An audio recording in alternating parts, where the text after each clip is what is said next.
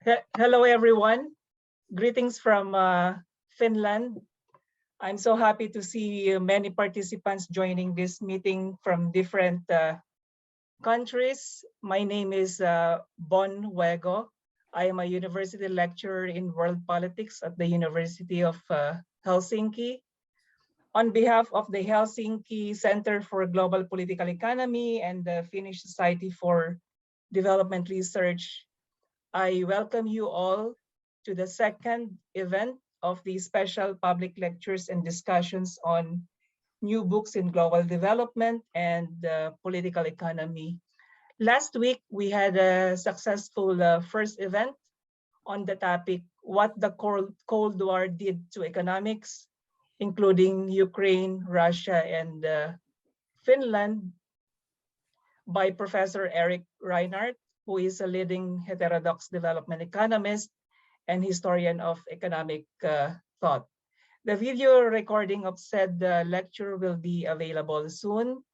These lectures and activities are also part of the ongoing courses that I teach at the University of Helsinki, namely the bachelor's course, Global Political Economy, and the master's course, Governance of the World Economy and its Future.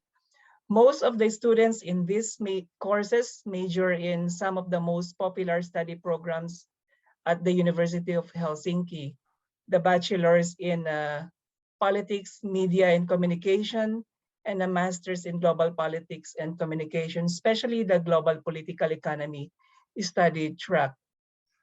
For our event today, we will have a lecture by Professor Paul Cammack on the topic, The Politics of Global Competitiveness, which is also the title of his most recent book published by the Oxford University Press. After Professor Cammack's lecture, we will have the comments from the discussants who you see in the screen at the moment, Associate Professor Lisa Dellmuth and Dr. Gonzalo Pozo Martin. Both of them come from the Department of Economic History and International Relations at Stockholm University. After these comments from the discussants, Professor Cammack will give his response. Then we will proceed to the open forum, where we really encourage the students and young generation present here to ask questions, give feedback, and speak up. Please just use the raise hand function in Zoom to be acknowledged. Now it is my honor to introduce our guest lecturer for today, Professor Paul Cammack. Paul received his PhD from Oxford University. He is currently Honorary Professorial Research Fellow at the Global Development Institute, University of Manchester. Paul is a retired professor of global political economy from the City University of Hong Kong, the Manchester Metropolitan University, and the University of Manchester. He also held administrative positions, including as head of department in these universities. Paul's initial academic interest is in Latin America and third world politics. He is fluent in Spanish, and he was the editor of the Journal of Latin American Studies, published by Cambridge University Press. Interestingly, and here's some trivia, Paul edited and translated the seminal works by some of the well-known scholars today in development economics and political theory, such as the Chilean Jose Gabriel Palma on Dependency School, and the late Argentine Ernesto Laclau on hegemony, socialist strategy, and radical democracy. In the 1990s, Paul co-authored the introductory book in comparative political economy entitled Third World Politics, A Comparative Introduction, and authored the book Capitalism and Democracy in the Third World, The Doctrine for Political Development. Paul, of course, also contributed to theories of Marxism. He was an editor of the Socialist Register. Since the turn of the new millennium, Paul has inquired into issues of the global governance of capitalism from a classical Marxist perspective. He has done empirical research following the evolving development agenda of international organizations, particularly the World Bank, multilateral development banks, the OECD, as well as the UN and other regional formations. Paul has also recently studied the politics of social reproduction, including issues around gender and development. In doing so, he understands international institutions, particularly global processes, in terms of the logic of capitalist production and how these take forms in different national contexts and in the day-to-day or everyday political economy. Upon his retirement in 2015, while Paul continues his hobby for running as well as gardening, you just mentioned during our talk, spending time with family and granddaughter, to whom he dedicates his new book.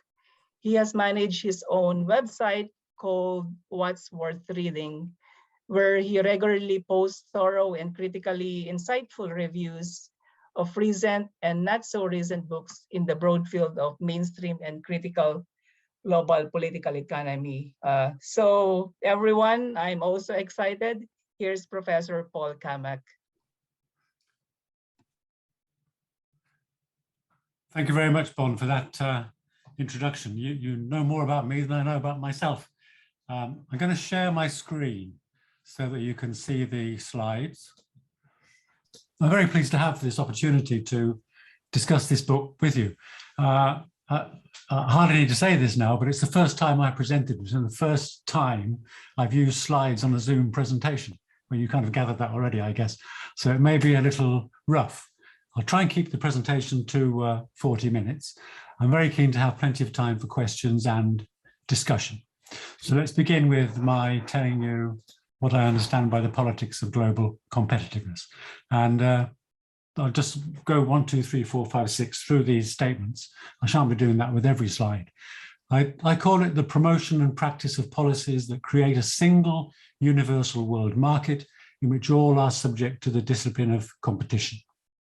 Free trade and free movement of capital is the first characteristic, so that capitalists compete on a global scale. There are no subsidies for inefficient producers in the conception of global competitiveness.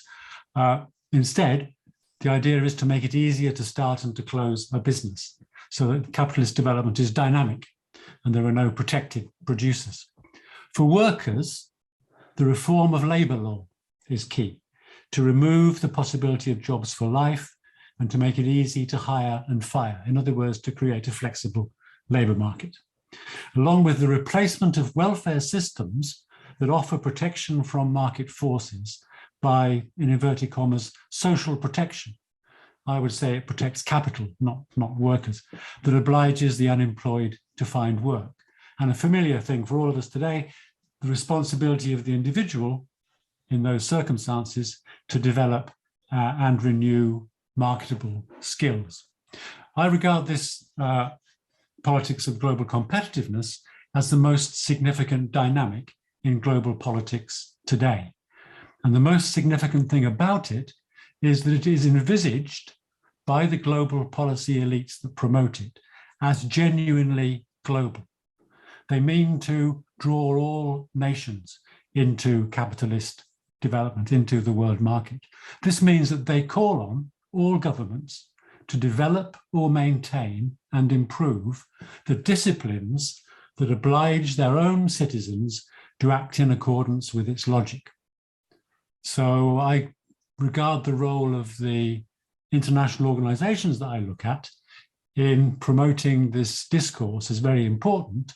And I'm going to argue today that it's important precisely because it reflects the political economy of which Marx offers a critique. In other words, they're liberals in the classic sense. So, what's in the book? It examines the OECD, the World Bank and the European Commission. It does so from the perspective of Marx's general law of social production, which I'll come to, and the social politics of global competitiveness.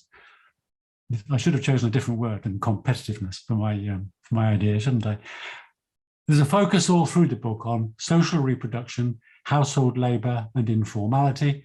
And this reflects Marx's perspective that capital is, quote, a social relation, the relationship between the proletariat and the bourgeoisie.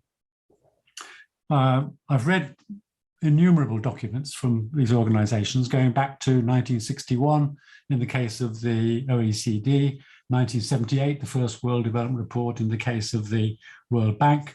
And I've looked at some more recent work related to the European Commission and the European Union, focus in particular in the book on the European Union's Pillar of Social Rights, which I describe as a constitution for global competitiveness.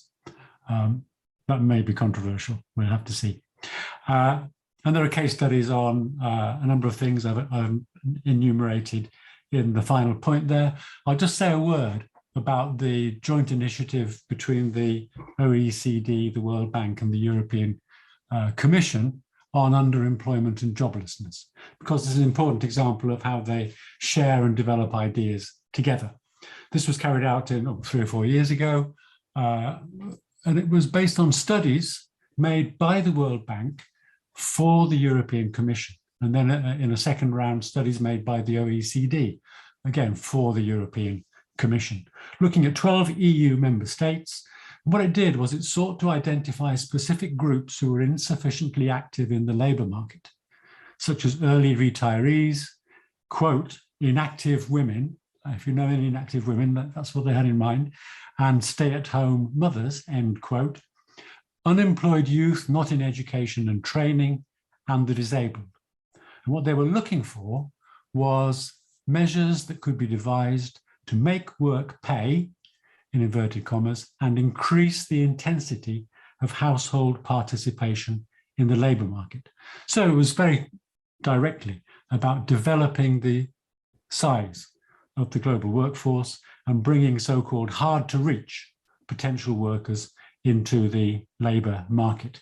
So I dwell on that at some length in the middle of the book, more or less, to illustrate the shared ideas and the cooperation between these organizations.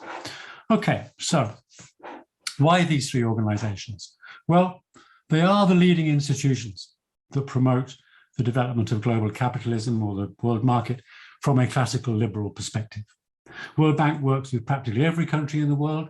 OECD works with more countries than you might think, not only because its membership has expanded to 44, with another 6 in process of application, but because for the last 25 years, it's worked directly with China, India, Indonesia, and Brazil. Brazil is now an applicant. So its scope is far wider than a few rich countries at the center of the global economy. The European Commission works with its own members and also works with its neighbors in Southern Mediterranean and in Eastern Europe, and with potential members through the application process, the process of enlargement. And as I've said, they often work together. They do share a single agenda. What is it? It is to transform the majority of the global population into a productive and exploitable proletariat. I don't mean that in a kind of vague general sense. I mean explicitly and centrally, that is what these 3 organizations do. And that's why a Marxist interpretation is so productive in understanding their interventions in global politics. So why Marx? Kind of answered the question slightly already. Marx subtitles Capital, Volume 1, 1867, Critique of Political Economy. And even though it was published 155 years ago, it is the most relevant and contemporary critique you will find of the global economy in which we live today. That's because the global economy has now reached the point of development that he was anticipating and analyzing in Capital, Volume 1 and elsewhere. It's here that he develops his general law of social production and identifies the sources of competitiveness in the world market.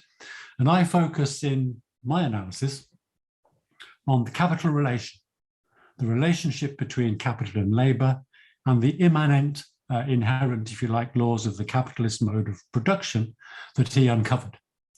And I highlight three themes: precarity, informality, and the position of households in the world market.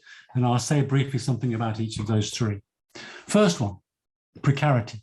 There's a lot of talk about precarity, how precarious employment is in the global economy, whether in advanced or developing countries these days, as if it was something new. It's not. As Marx argues, the position of workers in the capitalist mode of production is precarious by definition from the start, because they do not have direct access to the means of production, but are compelled to sell their capacity to work, if they can, to a capitalist in a competitive labor market. So precarity is built in to the capitalist mode of production from the worker's point of view.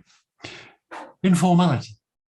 Although the world market is, in inverted commas, complete, in that most countries in the world are thoroughly drawn into it, around 2/3 of the world's workers are still in the informal economy, and therefore not fully subject to capitalist discipline and not fully available for the extraction of relative surplus value, which is the mainspring of capitalist accumulation.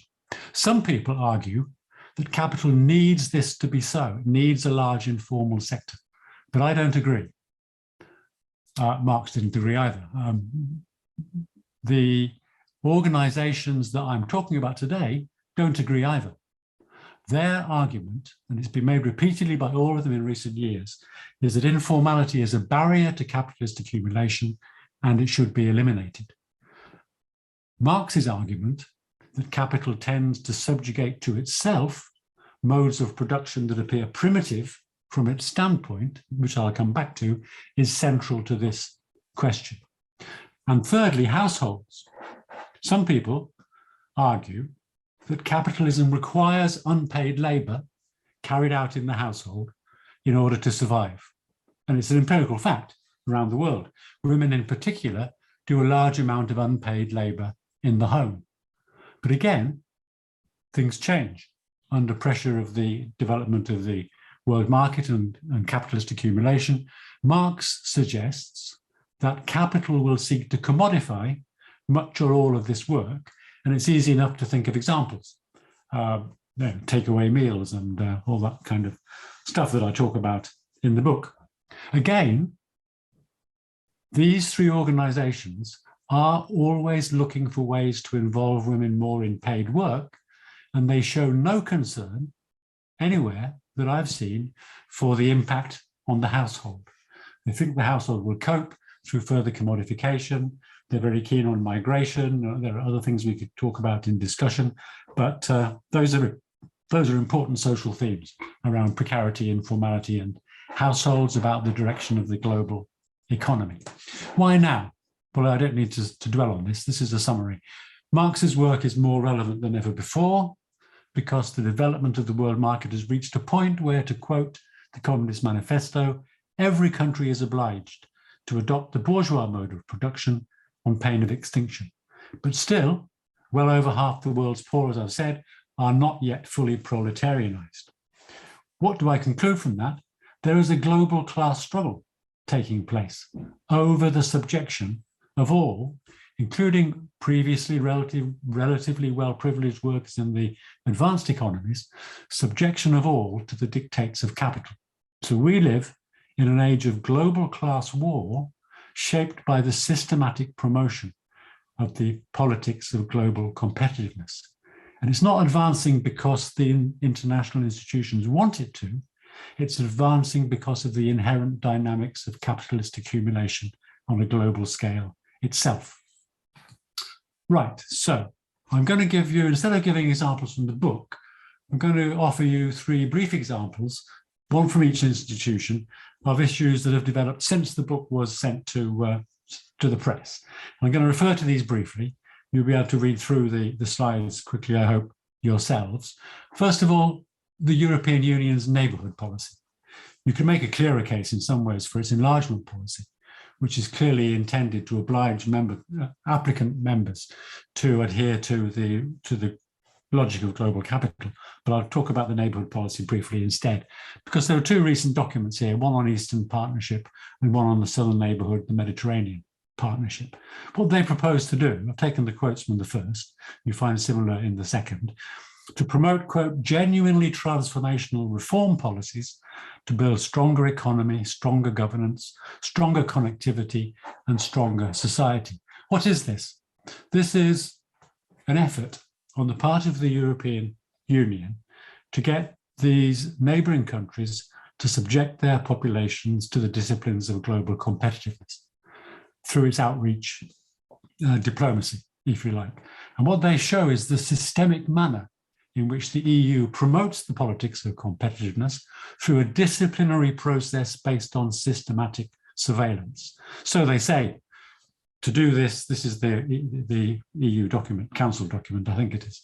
Strengthen cooperation with IFIs, international financial institutions, who are their main partners, through the External Investment Plan and Structural Reform Facility, with modernized and strategic, it has modernized and strategically aligned its technical assistance instruments for tailor-made support.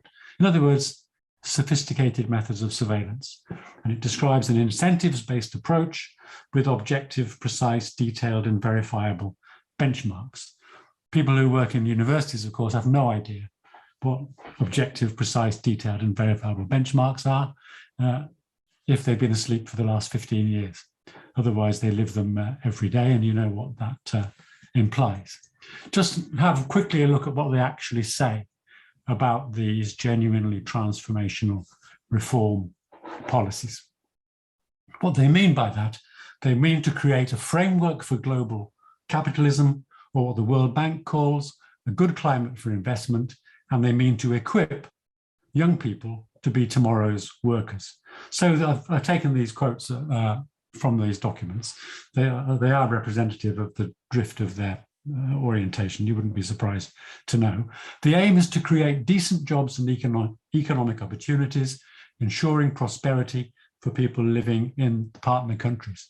They genuinely do believe in progressive policies that are to the benefit of the people and countries they address, but they also 100% believe that the only way in which they can be successfully pursued is through adopting competitive market economies and appropriate tailored social programs.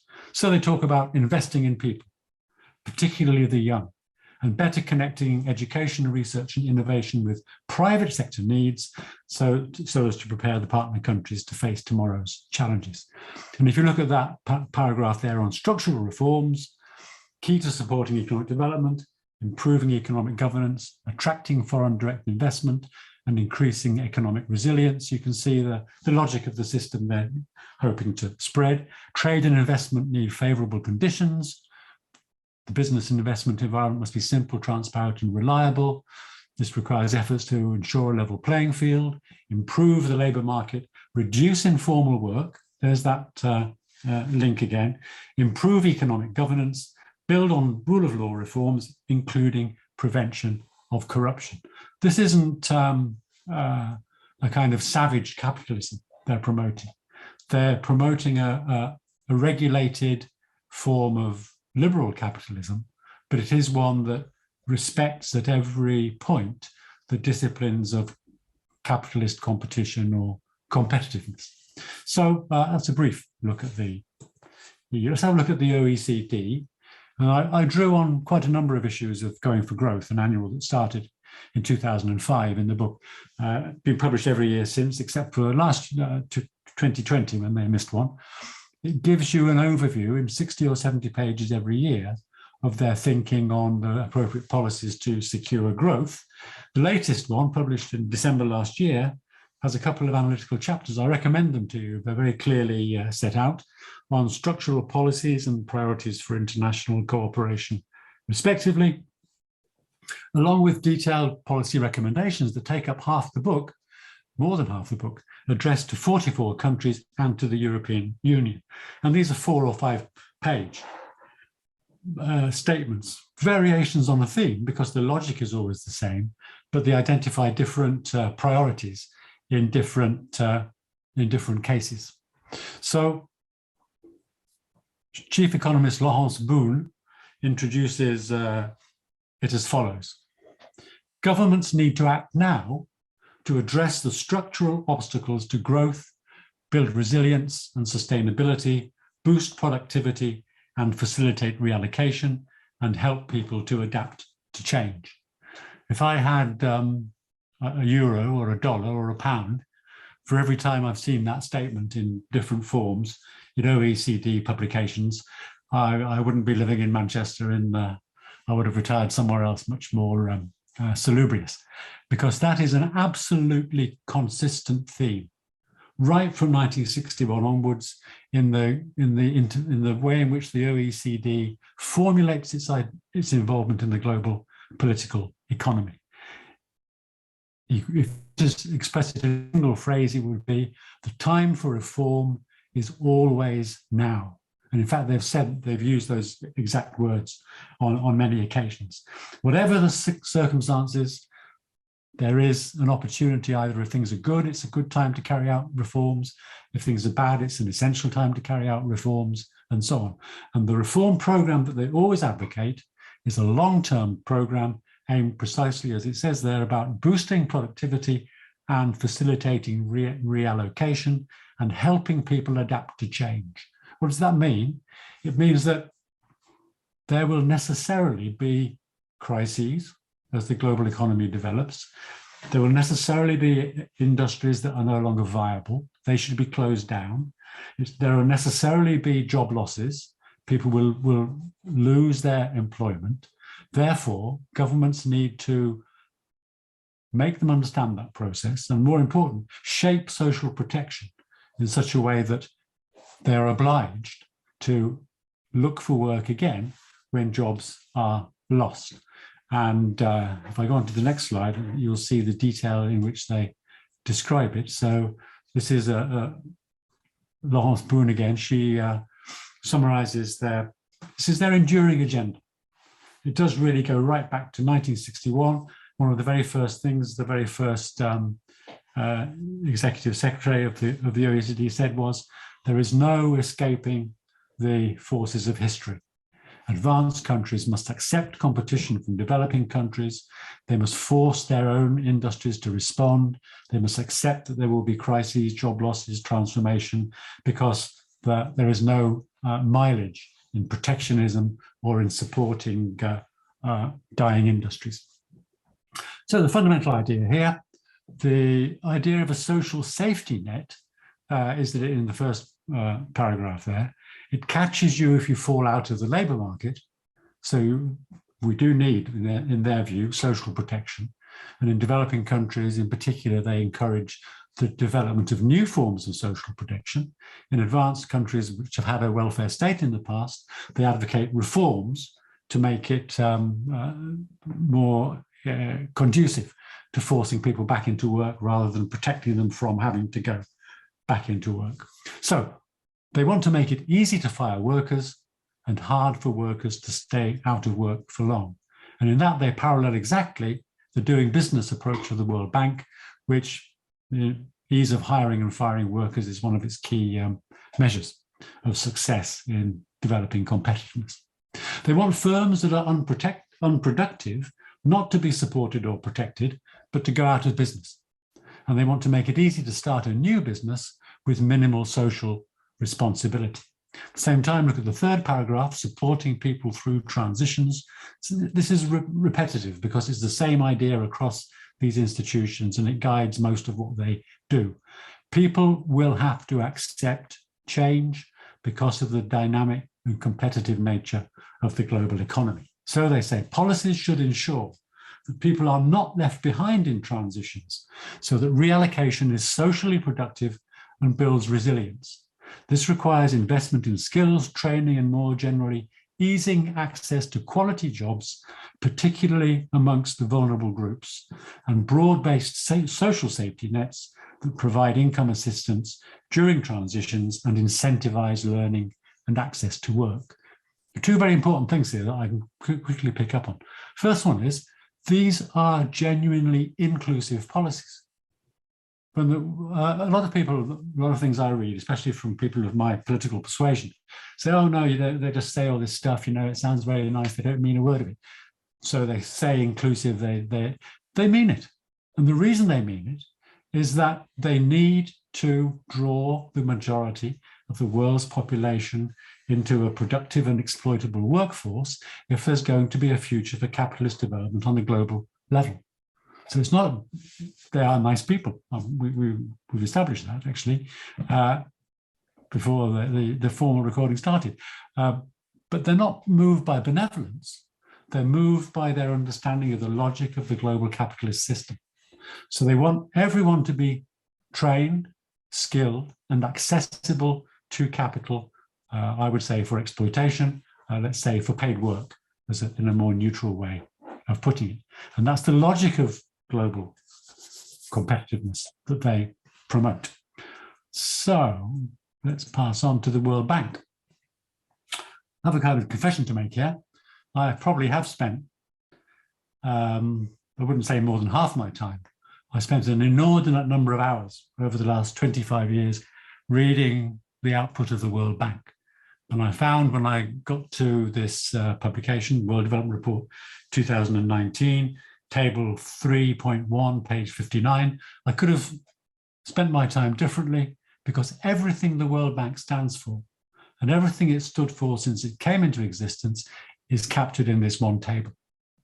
It's as transparent a disclosure that they know what they're doing and telling you what they're doing as you could possibly hope for. Just look at the title. Measuring the productivity as a future worker of a child born in 2018. That is their role as they see it. And they're not a bank. It's called the World Bank, as you know. It does lend money and stuff like that. It's a social intervention that the World Bank is engaged in. And this again goes right back to 1978. I document it in the book through the end of the quarter of the 20th century, the first 15 or 20 years of this one. There's a change in that they talk much more about socio-economic adjustment up to the turn of the century. And after that, they focus much more on changing the minds, the mentality, the behavior of individuals. There's a kind of shift, if you like, in that sense. But this is a constant feature. The objective of the World Bank is to produce, I said this in 2004, so you may not have been right then, but it was earlier than, no, I can't move my notes at the moment. Don't worry. Here we go. There we go. Yes. Okay. So I said in 2004 that the purpose of the World Bank was to create a global proletariat that was available for exploitation by capital. And this is evidence, at least, that it is foremost in their thinking today. This is from their Human Capital Project. It's about 4 years old now. They've just published the third progress report on the scheme, and it essentially measures the gap between the levels of health and education that young people have today and a full measure of health and education that they would have if they were perfectly delivered. It looks also at critical infrastructure of various kinds. And let's see how they describe it. This is November 2021, the third progress report. They say the purpose of the Human Capital Project is to protect and invest in people for a better and more inclusive future. And it calls for investment in education, primary healthcare, and labour market friendly social protection. They've been doing that, as I say, for 40 years, but probably more actually. However long it is since 1978, that's how long they've been doing it for, 44 years. The Human Capital Project measures what they call labour market underutilisation. That's people not being in paid work that they think should be. And it aims for a situation where, quote, human capital is complete and completely utilised. So individuals are thoroughly prepared to enter productive paid work, And the environment, whether it's the firms, whether it's the government, whether it's the organization of social protection, is optimally organized so that they can be exploited most productively. In other words, it looks at the proportion of the working age population that is in paid work. You'll be familiar with that measure. It's a constant measure of the OECD as well. The UK is up to something like 78%. It's fallen off. If you've seen the reports on the large number of vacancies in the UK reported this morning, it's fallen off since COVID-19, but it's still relatively high in comparative European terms. And it looks at the quality or the productivity of the jobs they do. And as I say, its aim is to increase both, to bridge the gap from where we are now to a perfect endpoint. With that idea, looking at the proportion of working age population that is in paid work and the quality or the productivity of the jobs they do, it should remind you of something. I'll give you 10 seconds to think about it to yourselves. Where do we find this idea that the key to a successful economy is the proportion of the working age population in work and the quality of the work they do? If I said it's a kind of plan for the wealth of nations, then you'd know where it comes from. This is Adam Smith, the classical liberal political economist. And obviously, as you will be aware, the target, Marx greatly admired Smith's work, but it was a critique of the political economy of Adam Smith and people like him, Ricardo, etc. It was a critique of that political economy that was the basis of Marx's Capital. And if you never read anything else, if you've never read Adam Smith before, and if you never read anything else, read these first 5 pages. There's 2 volumes of The Wealth of Nations. There's a lot of stuff, but really the first 5 pages are staggeringly important and extremely revealing about the thinking behind liberal political economy. It's called The Introduction and Plan of the Work. That's it, 4.5 pages really. What does it say? It says, accordingly as the produce of the annual labor of every nation, or what is purchased with it, bears a greater or smaller proportion to the number of those who are to consume it, the nation will be better or worse supplied with all the necessities and conveniences for which it has occasion. But this proportion must in every nation be regulated by 2 different circumstances. First, by the skill, dexterity, and judgment with which its labor is generally applied, and secondly, by the proportion between the number of those who are, who are employed in useful labor and that of those not so. Oh, no, the number of those employed in useful labor and that of those not so employed. So this idea that the key to a wealthy nation is to get the maximum number of people, the higher proportion possible of your population into work, and to endow them with skills so that they can practice dexterity and judgment in work, that comes directly from the, if you like, from the Scottish Enlightenment, but expressed here by Adam Smith. And most important, also the third point I've taken from this brief introduction, the number of useful and productive labourers, it will hereafter appear, is everywhere in proportion to the quantity of capital stock which is employed in setting them to work and to the particular way in which it is employed. In other words, the true secret of wealth is not just to make people work, it's to invest in the process of production, development of application of science and technology, development of machinery and so on. So to apply capital stock to the labor process. Well, it's not an exaggeration to say that there is nothing in what the European Commission, the OECD and the World Bank preach to developing and developed countries that you don't find in terms of its basic principles, that you don't find in that brief statement on the part of Adam Smith. They are liberal institutions. They promote classical liberal political economy. And that is why Marx's critique, developed 155 plus years ago, is so incisive when you look behind the appearances to what the true dynamics of the process of development, capitalist development, are. So this brings us back to Marx's critique of political economy. And I've kind of done Marx does say that the order of presentation is not the same as the order in which things actually happen. And I've actually presented the book backwards in what I'm saying today, because this is where I start in the book itself, and it may or may not be a successful strategy. You'll tell me later. But there we are.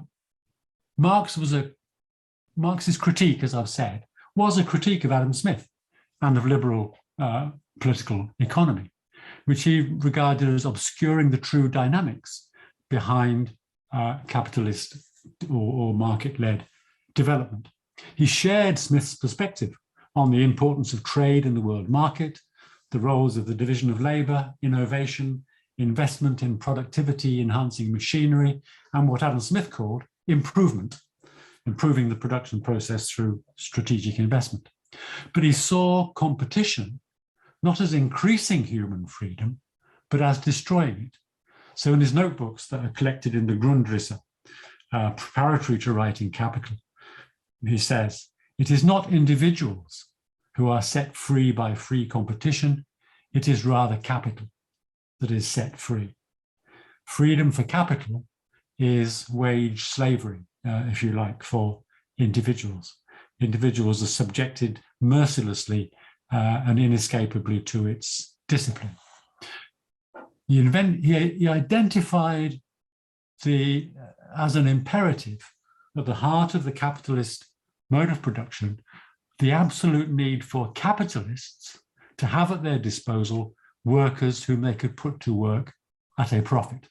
So again, I quote these two quotes here from Capital, chapter 23 on simple reproduction. Well, a short chapter and very, very interesting. And if you happen not to be familiar with it, I do recommend it's a good place to start if you're looking at capital. So he says, capitalist production reproduces in the course of its own process the separation between labor power and the conditions of labor. It therefore reproduces and perpetuates the conditions under which the worker is exploited. It incessantly forces him to sell his labor power. Marx didn't use the masculine, the distinction is not so clear in German, but translations from the 19th century always translate as he, even when they're talking about childbirth, which is a curiosity, but it's a curiosity of English translation, not of Marx's German original. Anyway, it incessantly forces him to sell his labor power in order to live, and enables the capitalist to purchase labor power in order that he may enrich himself. And Marx reaches the end of the chapter with this conclusion: the capitalist process of production, seen as a total connected process, that is, as a process of reproduction, produces not only commodities, not only surplus value, but it also produces and reproduces the capital relation itself. On the one hand, the capitalist, on the other, the wage laborer. In other words, capitalism requires one thing, and almost you could say one thing only, and that is that in the course of its reproduction, it continually produces and reproduces wage laborers. So that ties immediately back to that table from the World Bank, where they are basically from the Adam Smith side of the story. They're saying, how can we produce a working class for the next generation? And it's not, as I say, it's not a hint. It's a flat out statement of the central core of their purpose in intervening in global economic governance. So, just should say at this point, Marx was not an economist, nor was he a historian, nor was he a sociologist, nor was he a social historian. He saw himself as a social scientist, and his analysis of the capitalist mode of production was social at its basis. In other words, the basic starting point of the analysis that Marx offers of the capitalist mode of production is the relation between capital and labor, or the capital relation, as he calls it. And that brings me to my last slide, which is here. Here. Two fundamental propositions that I've based the analysis of the book on, and that I bring in earlier on in the book itself. First, capitalism, the capitalist mode of production, tends to displace, subjugate, or destroy what Marx calls less primitive forms of production. So every limit appears to capital as a barrier to be overcome, initially to subjugate every moment of production itself to exchange, and to suspend the production of direct use values not entering into exchange, precisely to posit production based on capital in place of earlier modes of production which appear primitive from its standpoint. And second, insofar as this develops, and I would argue it has developed steadily and has reached a fairly high point today, as that process develops, the relationship between worker and capital changes. Because large-scale industry views each process of production in and for itself and resolves it into its constituent elements without looking first at the ability of the human hand to perform the new processes, workers are subject to, quote, variation of labor, fluidity of functions, and mobility in all directions. And that's Marx's general law of social reproduction. With the development of capitalism, with the application of machinery to the process of production, with the breaking down of jobs into smaller and smaller parts without looking first at the ability of the human hand to perform them, workers, the proletariat of tomorrow, of today for us, totally developed individuals under pressure to be absolutely available for the different kinds of labor required of them. You don't need me to make the obvious connection to the world of work today. It must be obvious this analysis identifies today's worker required to be capable of versatility, flexibility, and mobility, denied security of employment under a permanent full-time contract, responsible for continually upgrading her skills, saving for her own pension, and facing repeated spells of unemployment. In conclusion, then, increasing numbers now live under the discipline of the general law of social production. In advanced countries, governments seek to perfect that, the way that discipline works upon them.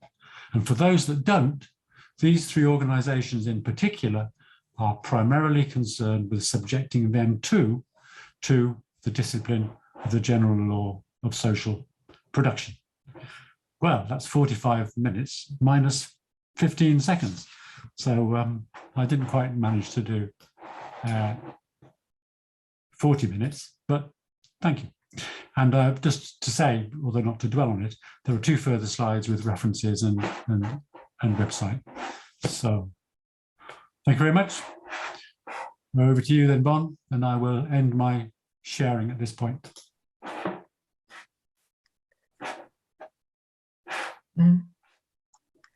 Okay, thank you very much, Paul, for the thought-provoking presentation. Now we'll proceed and call on Associate Professor Lisa Dellmuth. One of her specializations is on global governance and issues related to international organizations. Yes, Lisa, please. Thanks, Bonn, and thanks, Paul, for a really thought-provoking presentation.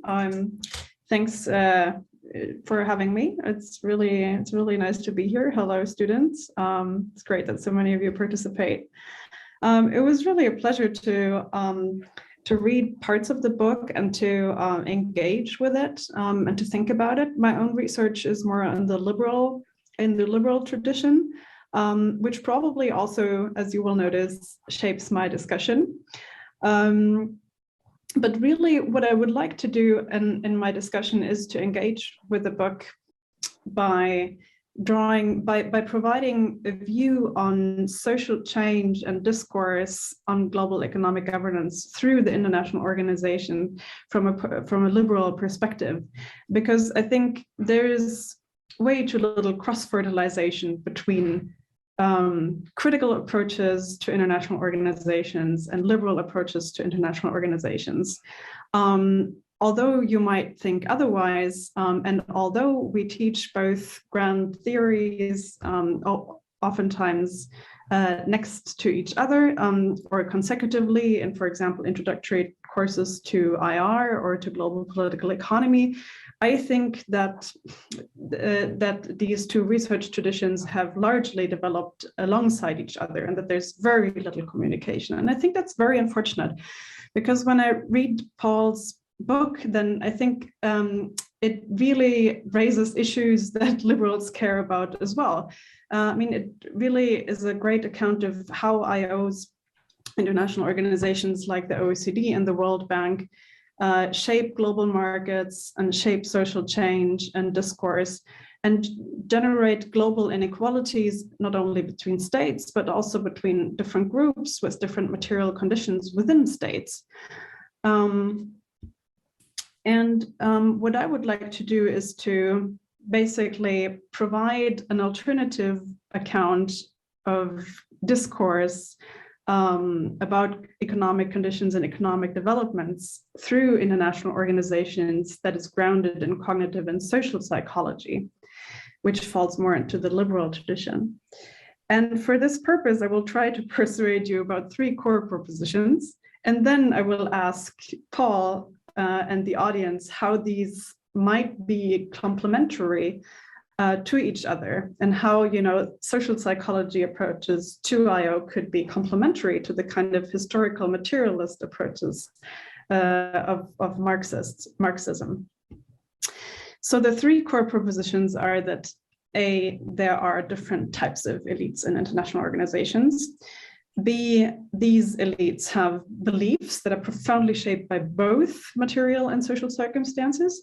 And 3, that therefore human beliefs generated and shaped by social circumstances are the source of change of IO discourse.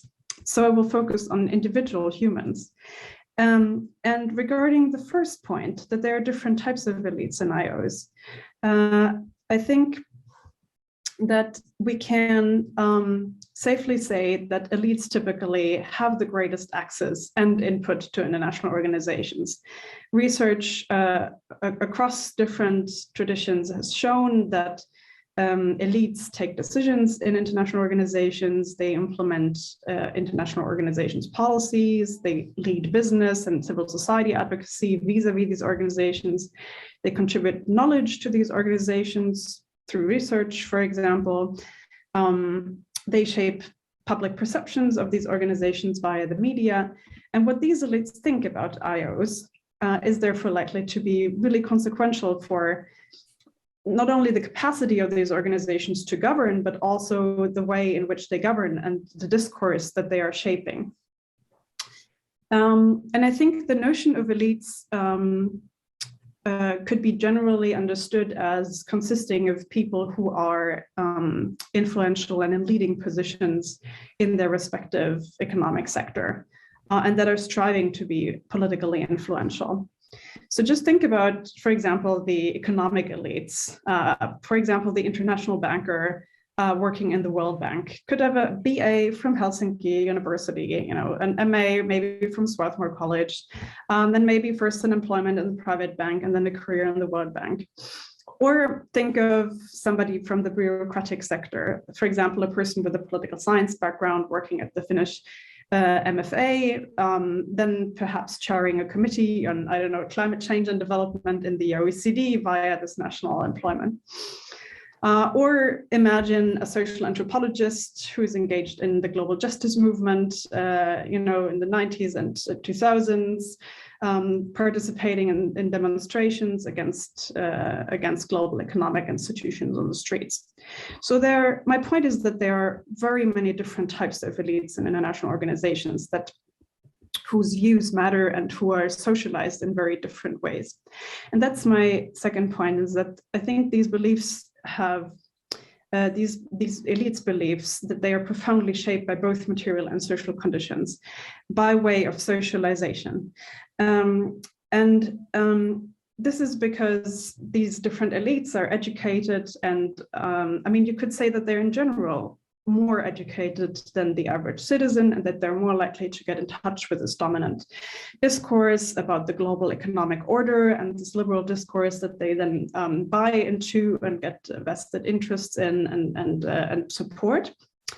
But I think the reality, if we look at survey data, could be a bit more complex than that.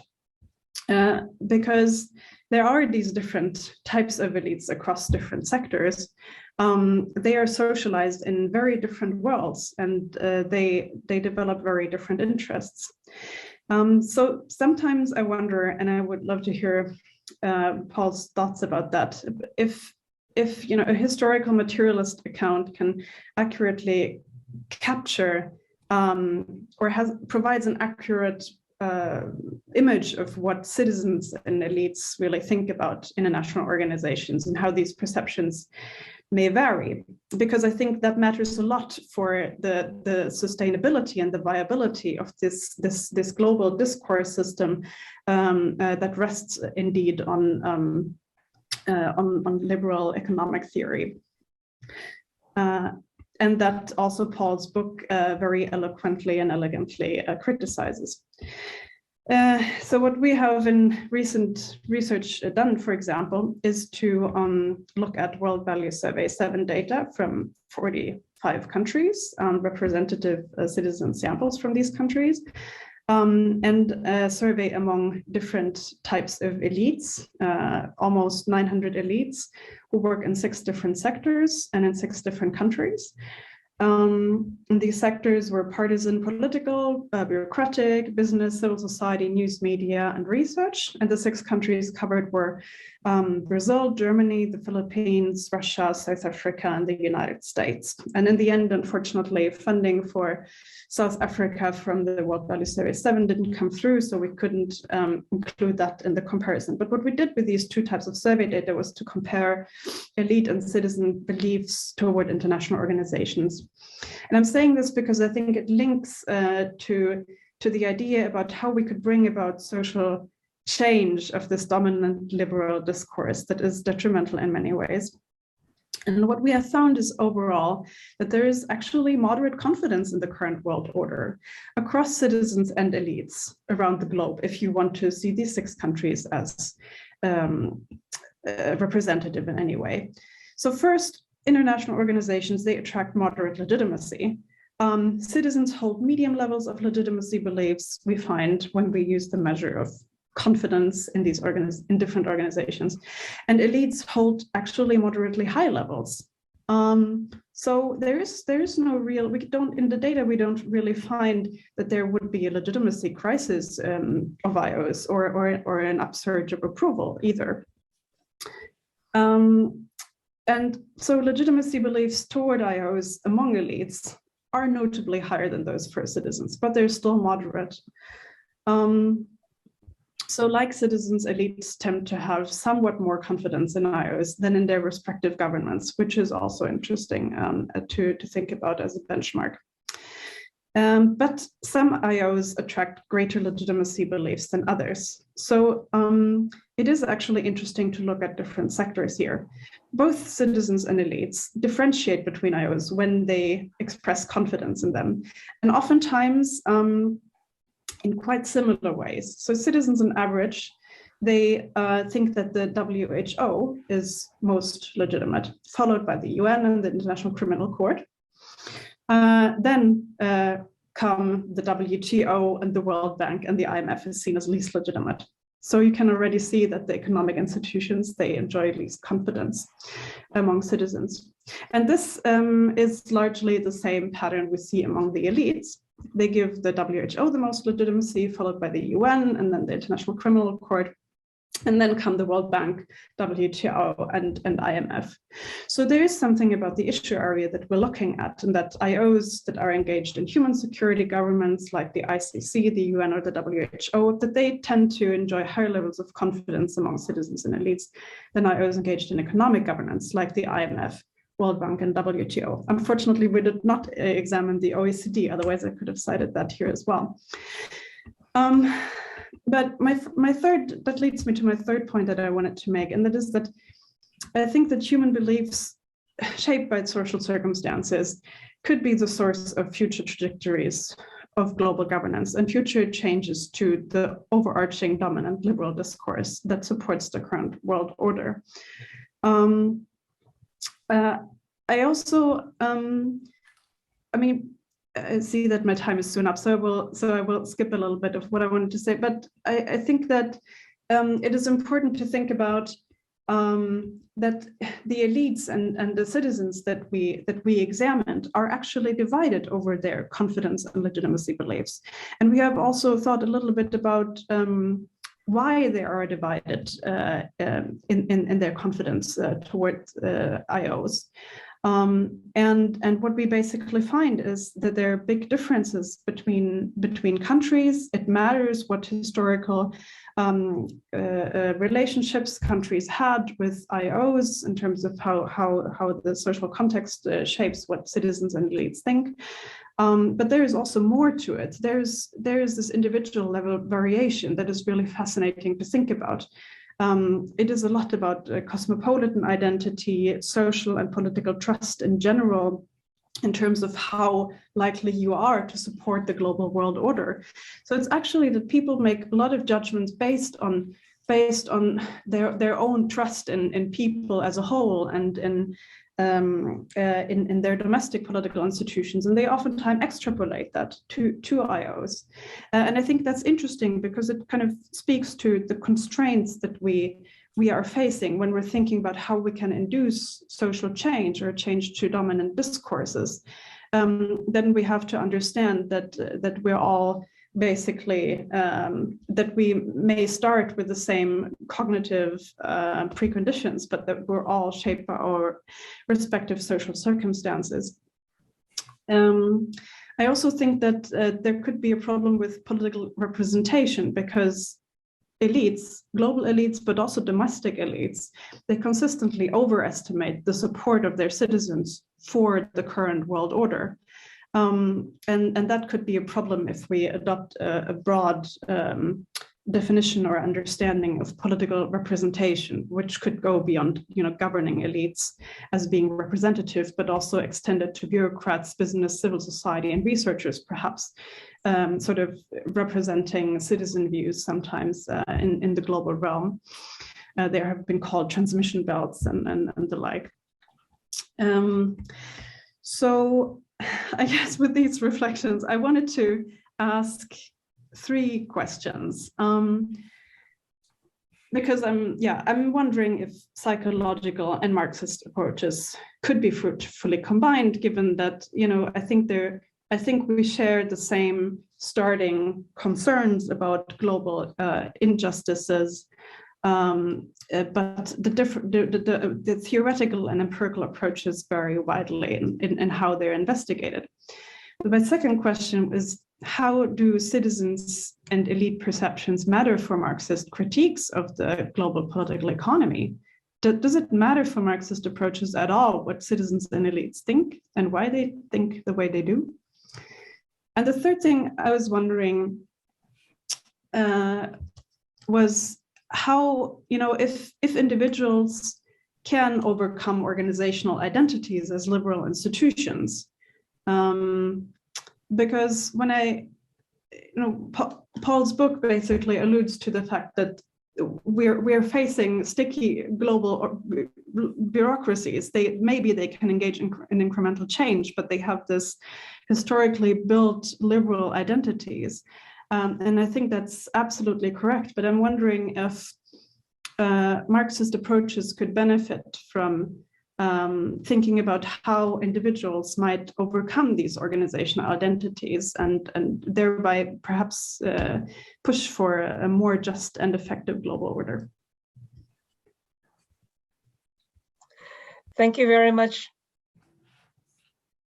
Thank you very much, Lisa, for the insightful intervention and questions. And I'm also happy to hear the research project to which I also took part of about local elite perceptions on global governance institutions. Thanks, Lisa. So now we'll go to Dr. Gonzalo Pozo Martin, whose one specialization is on the geopolitics of capitalism. I'm just putting Gonzalo on spotlight now. Yes, Gonzalo? Okay, I hope you can hear me. Yes. Okay, great. Well, it's wonderful to be here, Bonn, and a big hello to everyone who came to this lecture by Paul, and of course, not least, very big congratulations to Paul on this book, The Politics of Global Competitiveness, which, as he's sort of mentioned, has this word in it that doesn't make it so, the title is not so easy falling off the tongue, perhaps. But of course, it's still extremely well found.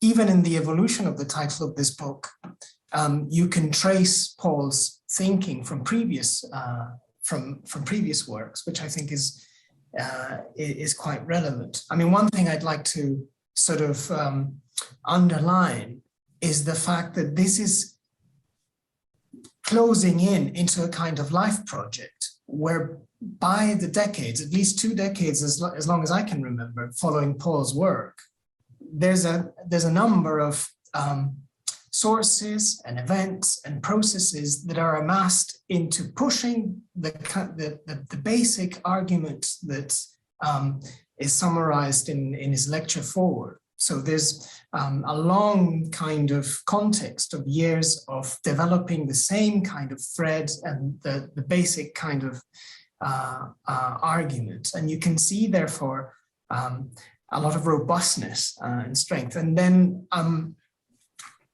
there's a number of things that the book can be praised for. Of course, the extreme clarity of the book and the very trenchant comments it makes, the consistency, I think it's extremely illuminating, and the way in which, in a sense, I've been trying to look for a word for it. Prosopography wouldn't be it, but there's a kind of collective biography of a number of key institutions of global economic governance that Paul has in a way tried to reconstruct by very close reading of the essential policy documents and reports and summary reports and so on that these organizations churn out.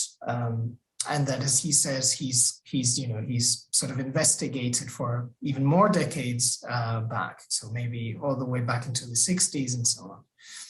So perhaps there's no one with a stronger hold on the explicit articulation of the policies of some of the essential institutions of economic global governance than Paul around, from a critical political economy perspective, and perhaps just generally in international political economy. Such attention to the word, to the way in which particular ideas are articulated and can be taken in themselves as they are formulated is really one of the hallmarks of his works over the years.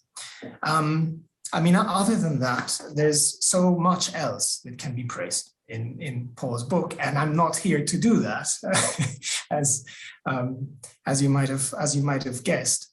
It's interesting that Professor Lisa Dellmuth, my colleague, in her comments, she interrogated, she put some questions to Paul as a kind of representative Marxist. And of course, this is a church full of heretics and all kinds of dissenting figures and all kinds of internal debates. And so it's a big open question whether this piece of really excellent, high quality Marxist research in political economy is very much representative of what a Marxist political economy should be. I think it's an essential resource in the sense that it draws us back directly to the origins of Marx's contribution to political economy. And it draws us back to the kernel of Marxist thinking.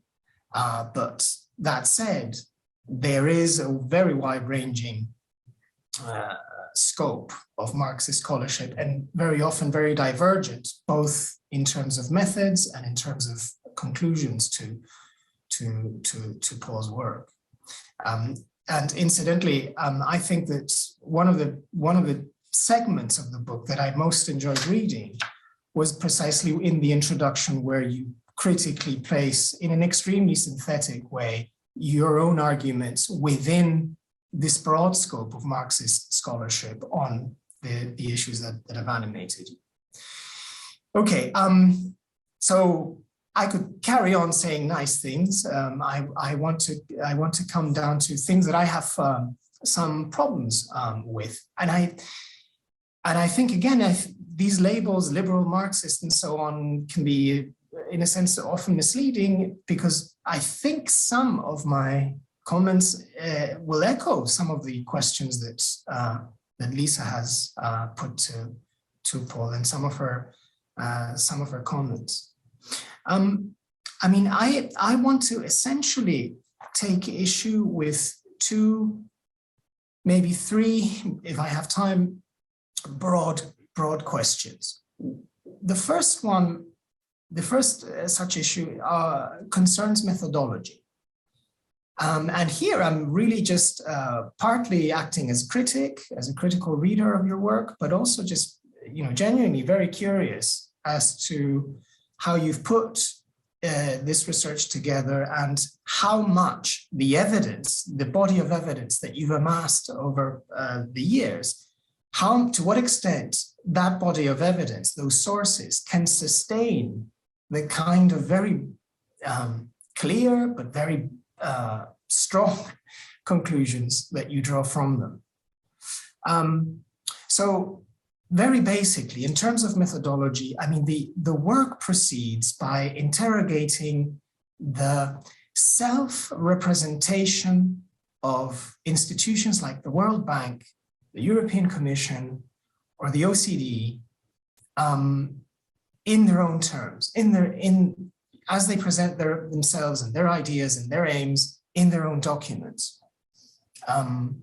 Now, a completely acritical scholar will, in a sense, be maybe tempted to do the same and praise these institutions for the clarity with which they pursue a liberal agenda of global economic integration that, in their belief, in their analysis, might ultimately, lift 1 billion people above the poverty line over the course of 2 decades, and increase the size and the power of the global middle class, and reduce developmental gaps, in their thinking, as you yourself have explained very well in throughout many articles. In their thinking, this, in a sense, is an analysis that, well, makes sense. It is the right way forward, pursuing aims, developmental aims, and so on. And as you've sort of outlined at the beginning, then it's not that we need to see the people behind these reports and documents as evil monsters working in a kind of conspiracy of sorts. They believe their own words and their own aims, and they believe in their analysis.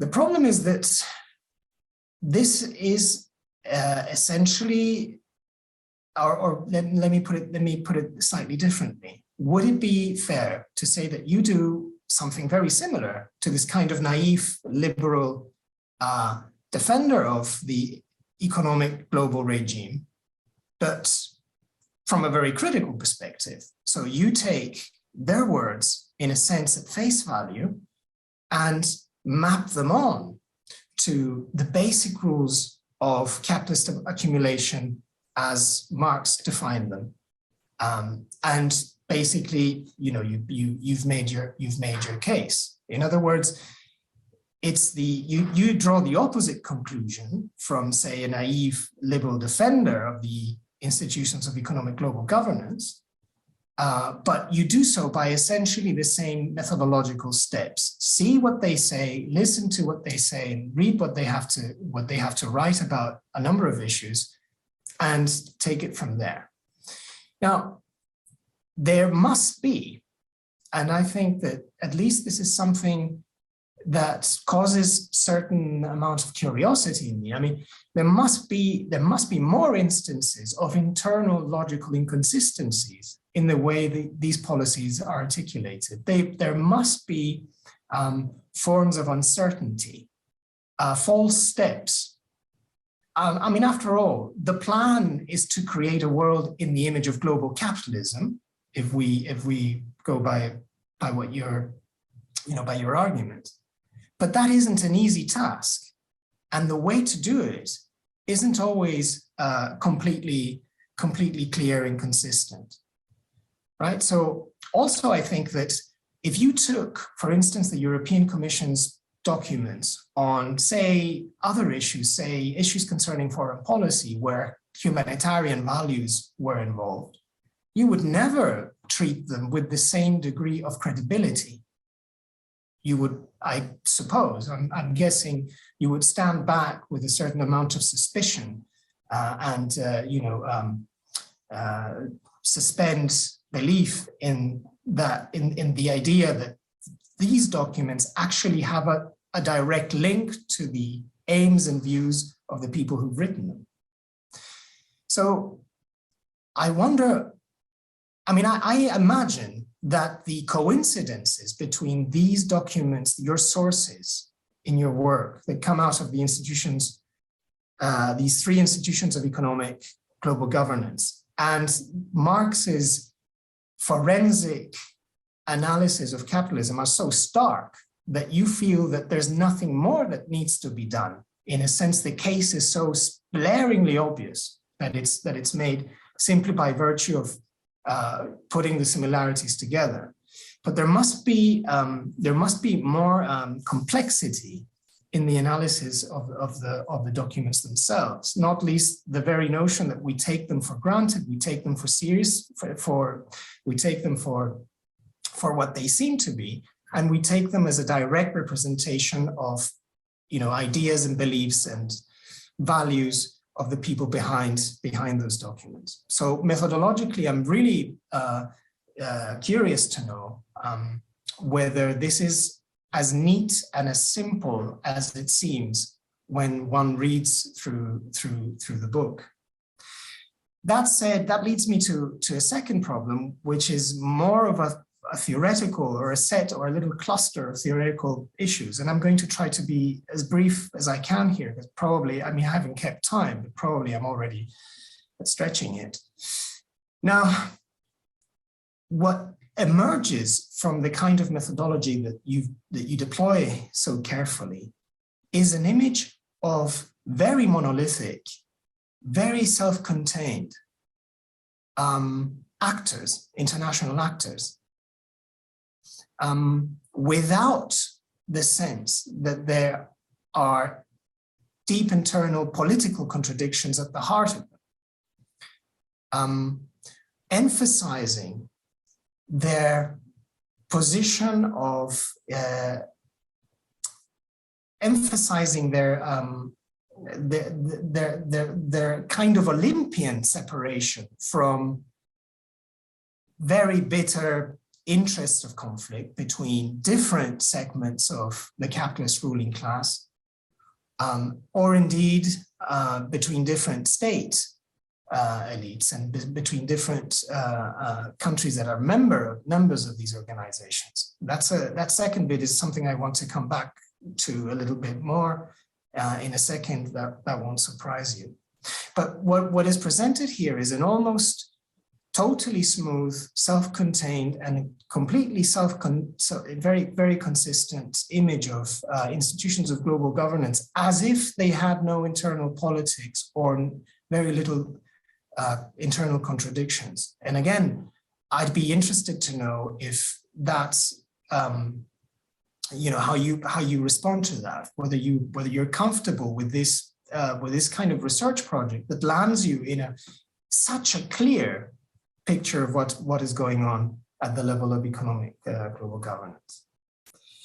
And in line with that, I think very problematically, the World Bank, the European Commission, the OECD are not the same kind of organizations. They don't wield the same kind of influence.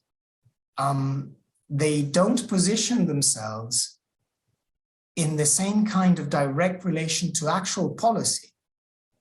They don't have the same ability to influence policy. I mean, they can try, and they might all be, in a sense, in agreement as to what kind of policies they want to pursue, sure.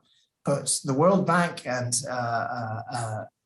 the three organizations are very different politically in the way they wield their influence or their power, or in the way they work with states, or in fact, the way in which they might be more consultative fora than actual institutions that guide policy directly through some kind of coercive mechanism. So it's interesting to think about this idea. Do you feel that you've distinguished the kinds of institutions they are enough so that your argument can come through without the charge that there's a kind of simplification and there's a kind of equalization in the way you treat the three? I think very importantly, you place them, as I've said, above the fray of particular interests, whether they're national or class determined, and so on. They represent a kind of steering committee, neutral steering committee of the global economy in a way, or at least they gravitate to being a kind of neutral steering committee of the global economy in the interests of capitalism itself, pure capitalism, not mediated by national interests, not mediated by factional interests. In the introduction, I mean, there's many examples of this, but in the introduction again, the primary objective of governance of global capitalism, that's on page 14, through international organizations, is the development of management of the world market as a whole. As if this is a kind of priestly class that speaks on behalf of the spirit of capitalism as such, and legitimates or reflects the views that sustain and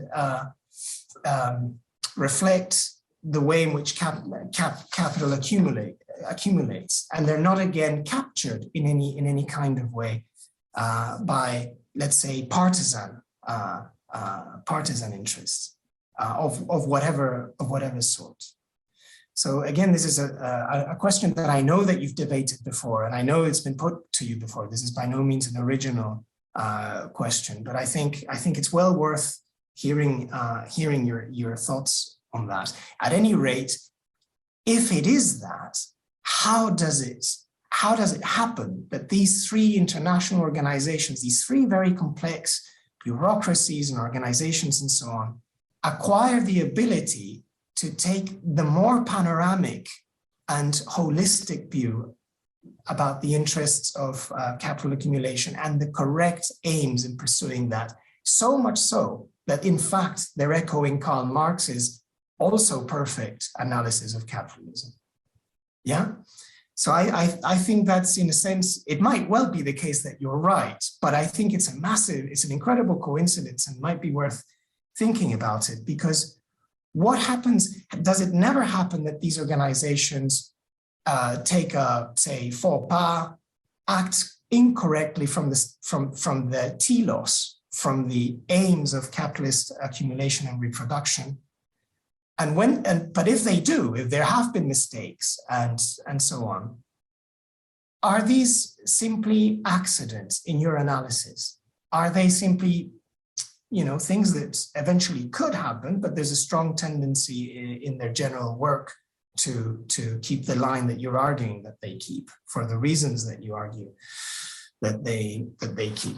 Okay, I see I'm sort of winding on. I do have a couple of more questions that I do want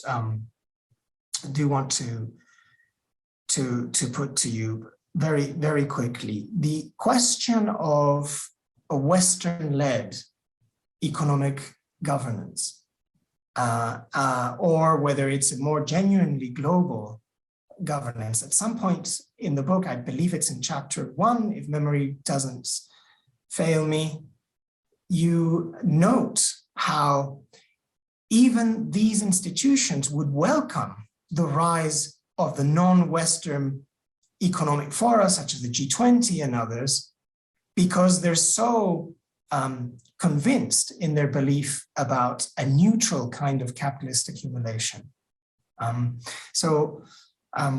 This is in a sense very surprising, but given that there's a lot in Marxist theory that connects the general interest of capital accumulation to the fractures and the contradictions of interstate rivalries and geopolitical rivalries of the sort that we're all in a sense surrounded by now, that seems strange in the sense that it seems too smooth a picture. There must be some, it wouldn't represent an ideal logic of capital accumulation, but a real one nevertheless, if all these politics of global economic governance were completely intersected by state rivalries and some kind of territorial, spatial logic of competition. And here I'm sort of echoing arguments that you yourself note quite quickly in the introduction relative to the new imperialism and Harvey's work and so on and so forth, which again you're not new to, but I'd love to hear your thoughts on that. There is one question that I had regarding, in particular, the informality of labor that these institutions seek to undo, seek to clear in the benefits of capitalist accumulation as it should be. Now, this is slightly low-hanging fruit, but I'll put it anyway. The sense is that informal employment has grown, and this has been part of the kind of twin process to the evolution of capitalism over the same period that you're mapping. So again, how does the logic work here? Why are institutions of global economic governance so clear about the problem of informality? And are we sure that they're not actually quite happy with very large segments, very large pools of informal labor growing as a very unregulated and unfettered type of capitalist accumulation develops? I know that I had some other questions, but I've sort of tangled myself up in my own little thoughts. I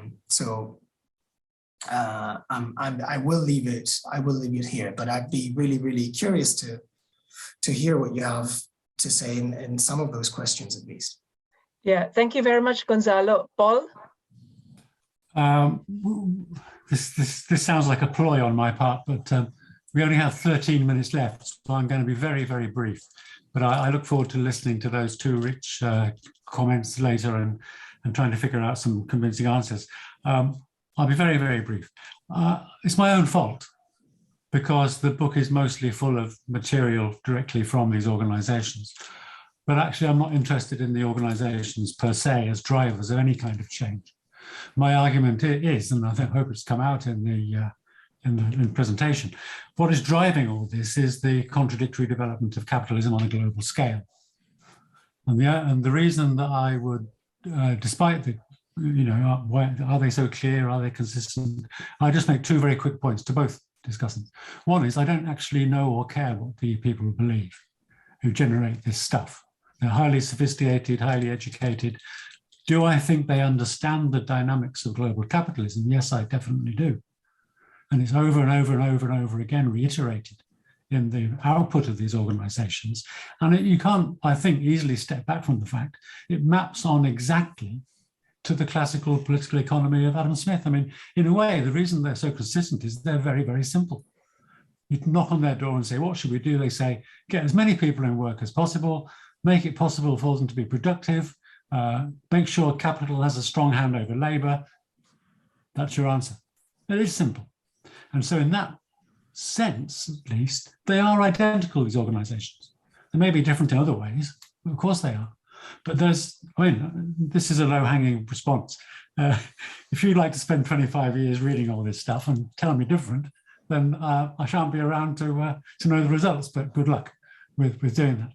It's the key of the whole thing to me is, and this is the last thing I'm going to say, it's only interesting because it maps on so directly to well-established tenets of classical liberal political economy, and it is so obviously open to Marx's original critique. But even then, it wouldn't be interesting except the global capitalist economy has developed in the way Marx said it would.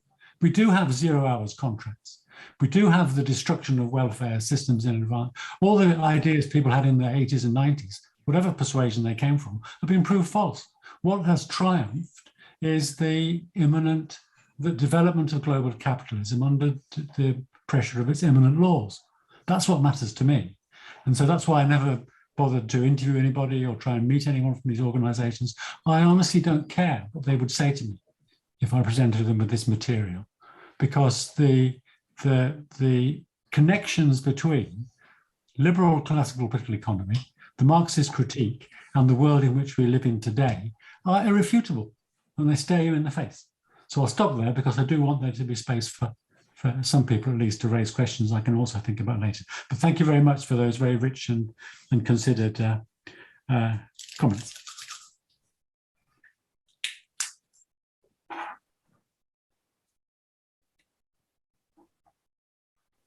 Can't hear you. Thank you very much to Paul, Lisa, and Gonzalo. I have a list of students who wrote to me in direct message. I'll just call them in order, maybe batches of 3. Well, Elisa Seppanen and Leo Valkama and Puru Järvinen. Elisa? Hi, yeah, I hope you can hear and see me. Well, first of all, thank you all for very interesting perspectives and discussions. I really have enjoyed this. My question for Professor Cammack is one that I think is very commonly asked in relation to Marx's readings of the world economy, but the question of future of economic systems still interests me as a young person entering the work market in a minute. More specifically, is it possible to transform the current system of global competitiveness resting on exploitative capitalism to become more just, or do we need to overthrow the entire system as Marx and Engels suggest this? Thank you.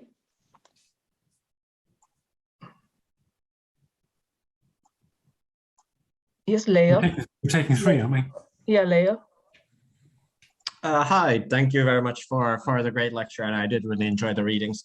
I had one question kind of related to that, so I'm going to ask another one. I kind of wanted to hear more about the effects of the politics of global competitiveness on the public sector and the third sector. You kind of touched on that a bit, but I kind of wanted to hear more about how that's different from how it's how this global competitiveness affects the private sector. So how those differ.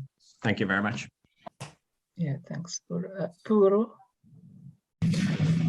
Yes, hello. I'm sorry for the noise on the background. I hope you can hear me well.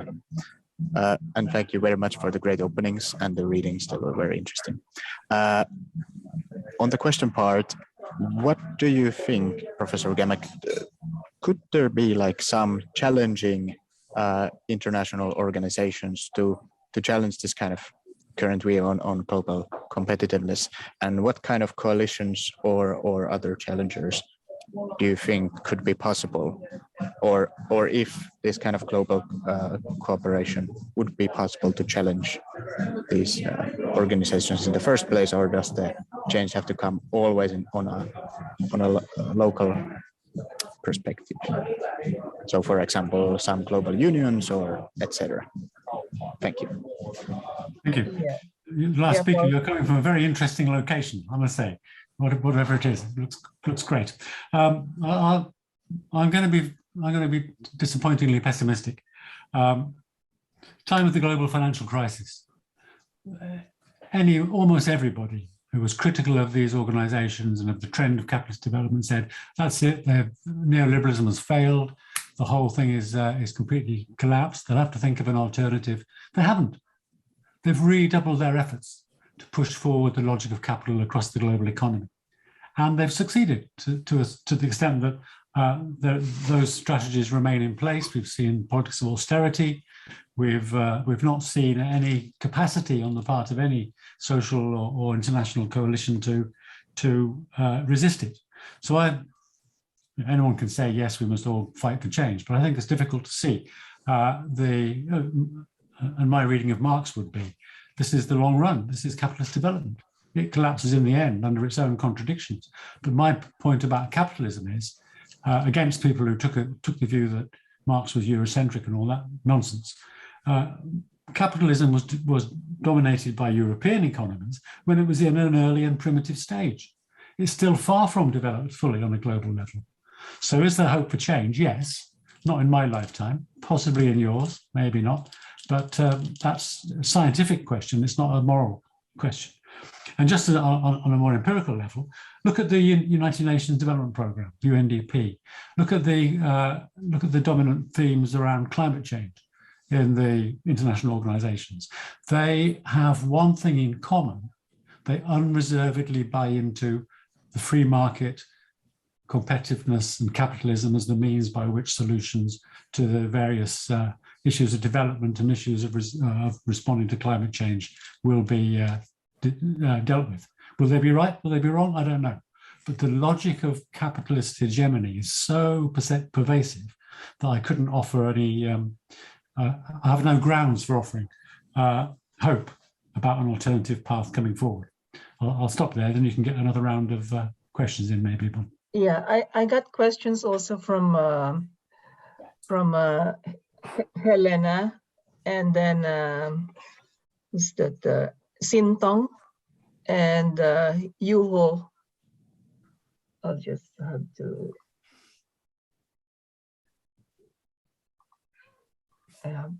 Helena. I'll just put Helena on spotlight. She's left a question on chat. Maybe you could read it. Who's this one?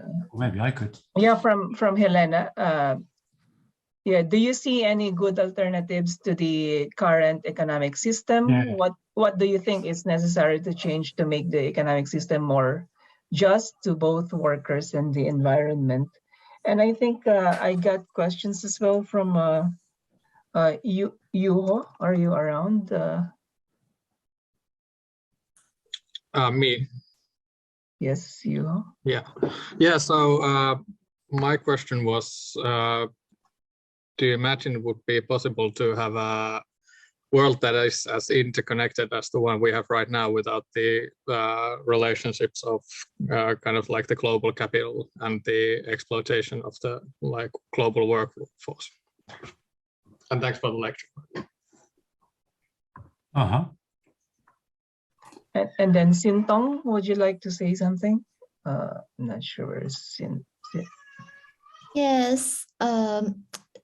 Thanks for your lecture, and I have a question that I think United Nations and World Bank sometimes they are pretty awkward today because regionalism is becoming more and more popular, and I want to ask, do you think their role and their function is to promote equality or is to increase the economic development? Because I think sometimes if you want equality, then you have to pay the cost of the lagging economic development. So I'm not sure whether goal is the right one. So I want to hear your opinion. Thank you.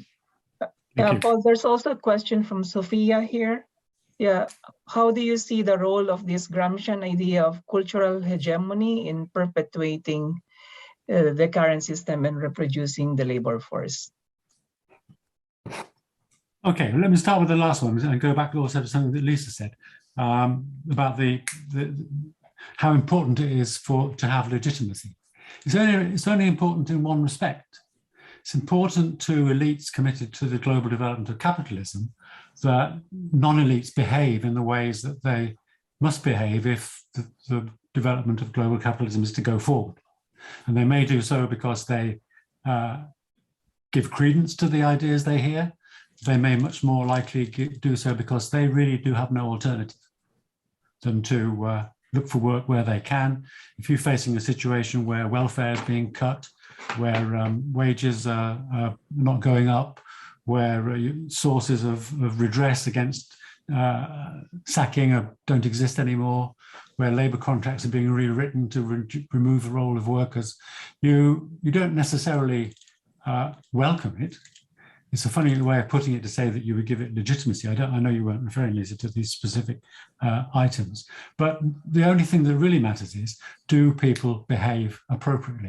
And on cognitive psychology, I mean, you will have read, no doubt, the World Development Report of 2015, Mind, Society, and I can't remember the title now, but basically it was a program for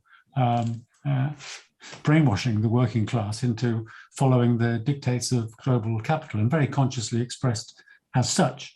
So that brings me back to the third question from Xintia, and actually enables me to make one response also to Gonzalo. I don't take everything at face value that the World Bank and so on say. I take at face value their objectives in driving forward global capitalism because they don't present it.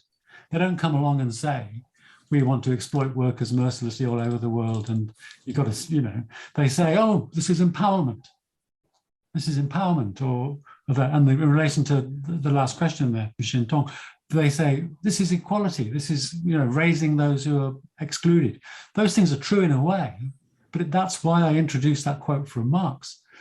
Competition is freedom for capital, not freedom for the working class. So it's a conscious. Who knows? Either they live this ideology or they enunciate it. But either way, it's an ideology that makes sense in terms of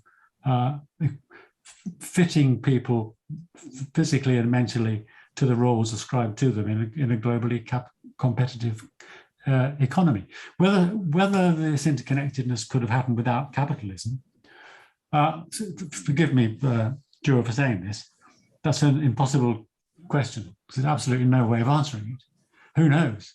In a similar way, I haven't mentioned obvious things that are important in the history of global capitalist development: slavery, colonialism, gender inequality, and so on. Those are as much discussion these days as you'll all be familiar with brings out. Those are essential features of the global history of capitalism. But Marx wasn't a historian of global capitalism. Marx was a social scientist working, as he saw it, on uncovering the internal logic of the capitalist mode of production. The capitalist mode of production happens to be what is dominant in the world today. In another universe, in another world, maybe it isn't. But to me, that's useless. I don't mean to say this critically to you, Joe. To me, that's useless speculation. This is the world we live in, and it is dominated by the logic of capital. And that does oppress everyone in the global economy.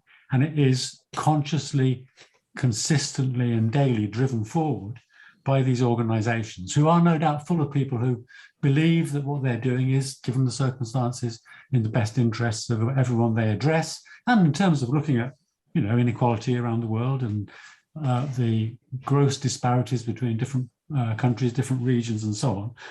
There's a great deal of coherence in the agenda that stresses the need for greater equality and greater empowerment, but it always falls directly into the critique that Marx offers. So, do I think there's a more just, Helena's question, do I think there's a more just alternative? Well, no, in some ways, as a historical materialist, I don't. But the duty of those of us who dissent from the system as it stands is to push as hard as we can to prevent the onward rush of the logic of capital. Just because capital is winning doesn't mean to say you have to join their team.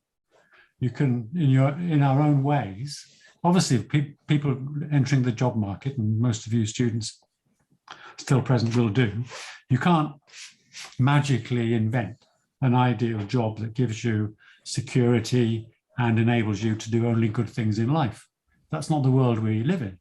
But we, all of us, have our responsibility to tell it like it is.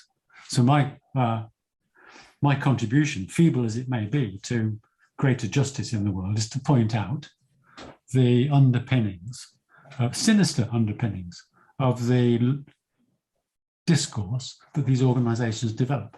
But I end by saying, I see we're 2:05, even so, and it is my fault for making it look as if the book was about international organizations, because it does look like that. It's not the international organizations that are decisive. What's decisive, and I go back to a point I made earlier, and it wouldn't be worth writing the book if it wasn't true, that we do live in a world in which Marx's estimation of the way in which global capitalism, the way in which capitalism could develop on a global scale would happen, and the implications it would have for individuals, whether in families or whether in the workplace or whatever, very much in case of the characteristics of the workers are required to have, the kinds of challenges they face in competitive labor markets, the way in which this happens on a global scale. That is the world we live in. And unlike maybe Gonzalo's exaggerating a little bit, but he's got a fair point. Is it all so simple? I do think it is in this dimension. It's not surprising that Adam Smith can set out the principles of liberal economy in 5 pages, and that people continue enunciating it because they believe in global liberal capitalism. So at that level, I think it doesn't do to overcomplicate it. Who the very clever people are who turn out all this stuff on a daily basis, I don't know, and maybe some of you do. But anyway, I'll conclude by saying that I'm very grateful for this. It's the first time I made a defense of this book, and I can see what I've got to look forward to in future occasions, because I do take a very dogmatic line. But I'm very, very grateful indeed for the questions and the comments and the opportunity. So Bonn and Lisa, Gonzalo, thank you very much. And also to the students who, if anyone's going to change the world, it's probably going to be students in Finland. So I wish you all the very best of luck with that. Thank you. Yeah, thank you very much. I think, yeah, as Paul said, the time is up. And yeah, all I can say is thank you. And students are also sending messages of thank you to Paul and to everyone. Thanks, Gonzalo and Lisa. Thanks to friends and colleagues who joined us today. We will be having the recording of this video pretty soon, so please follow the Twitter page of Helsinki Center for Global Political Economy and the Finnish Society for Development Research. We're going to announce when the video recording is available. Thank you very much, Paul. And there are some people who would. I'm not closing the room yet, because there are some people who would like to say hello to one another, especially to Paul. Thank you. Thank you, Ron.